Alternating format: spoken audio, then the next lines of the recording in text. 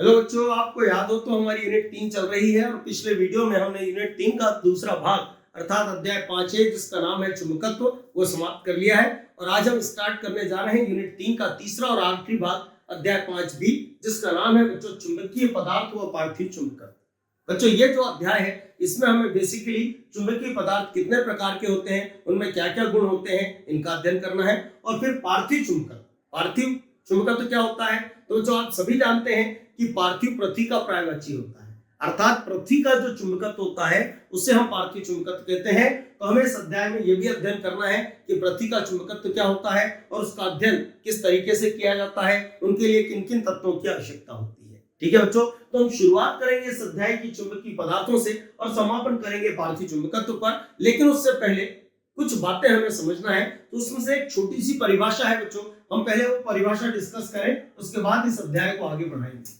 ठीक है बच्चों, तो वो परिभाषा क्या है, तो वो है आपेक्षिक चुंबकशीलता। अब ये आपेक्षिक चुंबकशीलता क्या होती है, तो ध्यानपूर्वक समझिएगा बच्चों।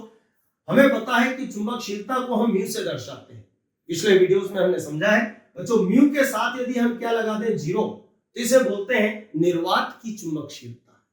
और यदि जीरो न लगाए तो इसे बोलेंगे किसी माध्यम की चुंबकशीलता या किसी माध्यम की निरपेक्ष चुंबकशीलता।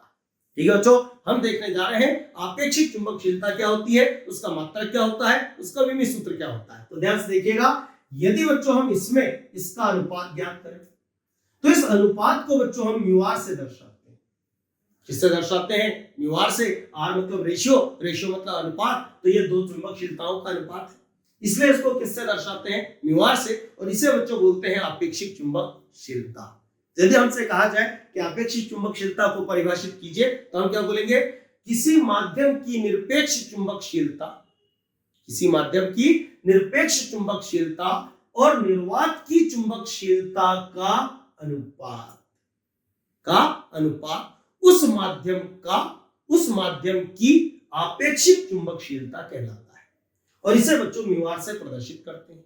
अब हम देखेंगे कि इसका मात्रक क्या होना चाहिए। तो आप देखिए ऊपर क्या लिखा है, माध्यम की निरपेक्ष चुंबकशीलता। भले ही माध्यम की है पर है तो चुंबकशीलता। बच्चों चुंबकशीलता का मात्रक कभी हमने पिछले अध्याय में पढ़ा था, न्यूटन प्रति एम्पीयर स्क्वायर होता है, या इसको बच्चों हम हेनरी प्रति मीटर कहते हैं। ठीक है, इसके बटे में क्या लिखा हुआ है, तो ये भी तो चुंबकशीलता है, भले ही निर्वात की है पर है तो चुंबकशीलता, तो इसका भी मात्रक यही होना चाहिए। तो क्या लिखेंगे, न्यूटन प्रति एम्पीयर स्क्वायर या हेनरी प्रति मीटर, एक ही बात है। बच्चों मात्रक से मात्रक क्या हो जाएगा, कट जाएगा, तो क्लियर है इसका कोई मात्रक नहीं होगा। और हमने 11th में पढ़ा है बच्चों कि जिस राशि का कोई मात्रक ना हो डेफिनेट उसका कोई विमीय सूत्र भी नहीं होता है। तो याद रखिएगा, आपेक्षिक चुंबकशीलता का न तो कोई मात्रक होता है और न ही विमीय सूत्र होता है। ठीक है बच्चों, तो आज इस वीडियो में हम इतना ही रखते हैं। अगला टॉपिक अगले वीडियो में डिस्कस करेंगे।